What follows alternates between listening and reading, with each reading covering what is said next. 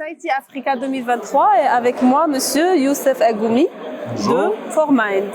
Je vais te laisser te présenter. Oui, donc Youssef Agoumi, je dirige le cabinet de conseil ForMind Africa and Middle East. Donc un cabinet de conseil. Très bien, c'était ma question. Que fait le cabinet de conseil? Écoute, on est spécialisé en cybersécurité, donc on est vraiment exclusivement sur ce domaine. On n'est pas un cabinet généraliste qui fait entre autres de la cybersécurité. Et on a une forte activité de conseil et une activité d'intégration. Et on fait également ce qu'on appelle les services managers. On vient manager pour le compte de nos clients des solutions de sécurité. Dans les grandes lignes, c'est ça. Très bien. Vous pouvez nous donner un exemple? Bien sûr. Alors, sur la partie conseil, typiquement, oui, on va accompagner nos clients à définir leur stratégie de sécurité, très bien, à comprendre leurs enjeux de sécurité. L'avantage d'être accompagné par un cabinet de conseil, c'est de ne pas faire de la sécurité pour faire de la sécurité, mais de mettre en face des besoins, des enjeux et surtout des risques auxquels on s'expose. Donc, soit on a tendance à acheter plusieurs solutions de sécurité pour se sécuriser sans vraiment les intégrer dans une stratégie globale. Et nous, on est là pour justement comprendre le métier de l'entreprise. Là, on a une forte expertise métier. Donc, on a une capacité à comprendre les différents enjeux de nos clients, que ce soit dans la banque, l'assurance, l'industrie, le luxe, le retail ou un autre secteur. On comprend leur mode de fonctionnement. Et on vient leur dire, écoutez, au vu de votre métier, au vu des outils que vous utilisez, de vos modes de travail, il se trouve que vous avez des risques de fraude, des risques de fuite d'informations, des risques d'interruption de votre activité ou de non-conformité. Et donc on vient définir avec eux, au vu de ces risques-là, les meilleures solutions pour maîtriser leurs risques. Voilà, donc vous trouvez la problématique et vous leur proposez des solutions. Des solutions compatibles avec leurs enjeux business. Et ces solutions, c'est bien sûr, on parle de différents constructeurs de cybersécurité. Il y a le volet solutions qu'on appelle organisationnelles ou techniques. On va venir les aider à mettre en place de nouveaux processus, des nouveaux modes de fonctionnement de travail. Très bien. Qui ne reposent pas donc sur des solutions ou des technologies. On va les aider à sensibiliser leurs collaborateurs. Très bien. Un peu de formation. Des comportements, on va dire, qu'ils aient une bonne hygiène informatique. On a la partie où on va les accompagner aussi à, par exemple, identifier où se trouve l'information sensible chez eux. Ça repose pas nécessairement sur des technologies. Oui. On va venir vraiment comprendre quel métier manipule quelle information. Donc ça, c'est des exemples de ce qu'on fait d'un point de vue vraiment conseil, sans outillage particulier. Et puis, il y a la partie où on va s'adosser à des technologies ou à des éditeurs avec lesquels on a des partenariats pour venir déployer des outils de sécurité, soit pour leur poste de travail, soit pour leur messagerie, soit pour leur réseau, soit sur le cloud, tout un tas de choses. Donc à ce moment-là, vous conseillez le client, mais vous ne le vendez pas. Vous ne faites pas de la revente. Ou bien est-ce qu'il y a ce volet aussi de chez vous? L'activité intégration aussi. Après, nous, on accorde beaucoup d'importance au caractère indépendant de notre conseil. Très bien.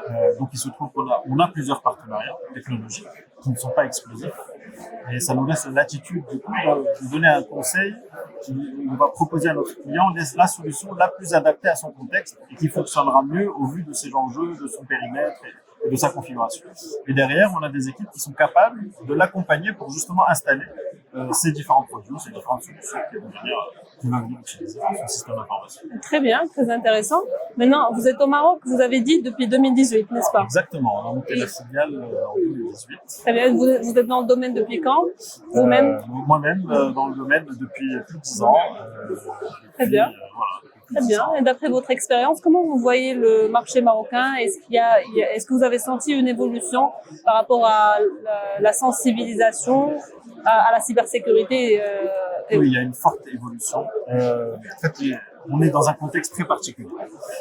Aujourd'hui, on a le Maroc qui prend de plus en plus de visibilité à l'international ces dernières années. On a eu des succès diplomatiques assez importants aussi. Donc, on a une exposition sur la scène internationale qui est plus importante et ça vient avec une explosion, malheureusement, des attaques vers le pays marocain et même vers le continent africain au sens large.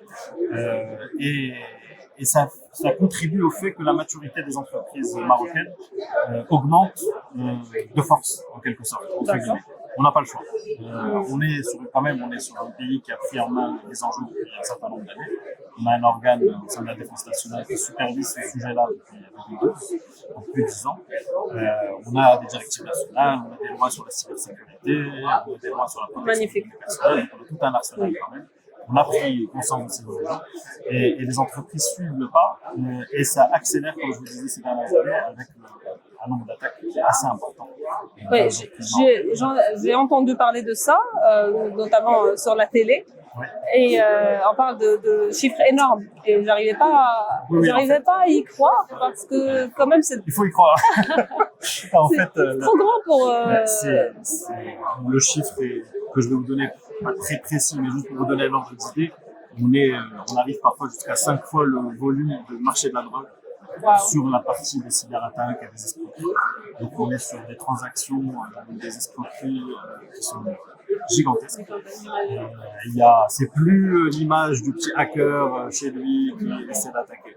Là, on est sur des vraies organisations structurées qui attaquent en masse et partout dans le monde. Donc, il faut qu'on soutienne aussi pour nous protéger contre ça. Et donc, qu'est-ce que vous faites, vous, en tant que cabinet de conseil, pour suivre ce développement des attaques? Nous, déjà, on a une cellule de veille qui nous permet de nous tenir au courant tout le temps, à la fois des nouvelles solutions de sécurité, mais aussi des nouvelles attaques, des nouvelles méthodes d'attaque et des nouvelles vulnérabilités qui existent sur les systèmes d'information au sens large. Les entreprises utilisent différentes technologies et des vulnérabilités apparaissent sur ces technologies. Et on a aussi un vocabulaire particulier au niveau de la sécurité qui s'appelle une faille zero day. Zero day, c'est une faille qui vient d'apparaître et qui n'est pas encore connue par les outils de sécurité conventionnels. Là, on a pris le pas depuis peut-être 3-4 ans du côté des éditeurs de solutions de sécurité. Et maintenant, on a intégré de l'intelligence artificielle dans ces solutions-là. Et on est de plus en plus capable de détecter des attaques, même inconnues. Parce qu'il y a des comportements qui sont connus et on essaie de, justement, si vous voulez, rapidement vulgariser un langage, un antivirus vérifie dans sa base de données de virus en permanence pour voir s'il n'y a pas un virus qu'il connaît sur un système d'information. S'il ne trouve pas un virus qu'il connaît, il ne lève aucun flag, aucune alerte. Et quand on met de l'intelligence artificielle là-dedans, l'antivirus, entre guillemets, ça ne s'appelle plus vraiment comme ça, va pouvoir détecter des fichiers malveillants sans les connaître auparavant, parce qu'il détecte un comportement anormal du système d'information ou d'un utilisateur du système d'information. Donc, on a l'intelligence artificielle qui va venir tout bousculer, et du coup, les attaquants vont utiliser ces outils-là pour augmenter leurs compétences et la pertinence de leurs attaques. Et on n'a pas laissé passer et on développe aussi des outils qui intègrent aussi l'intelligence artificielle. Et donc, c'est le combat des intelligences artificielles là, qui se joue.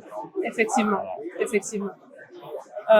C'est intéressant tout ça. J'imagine que vous faites beaucoup de travail. Il y a beaucoup de travail derrière. J'imagine que votre équipe a grandi aussi depuis 2018 avec l'accélération de la digitalisation. Exactement. Et il y a beaucoup à faire, j'imagine. Il y a beaucoup de sensibilisation à faire dans le marché. Maintenant, vu cette rapidité de développement, comment vous voyez le futur de la cybersécurité au Maroc? Ou en Afrique, si déjà. Okay.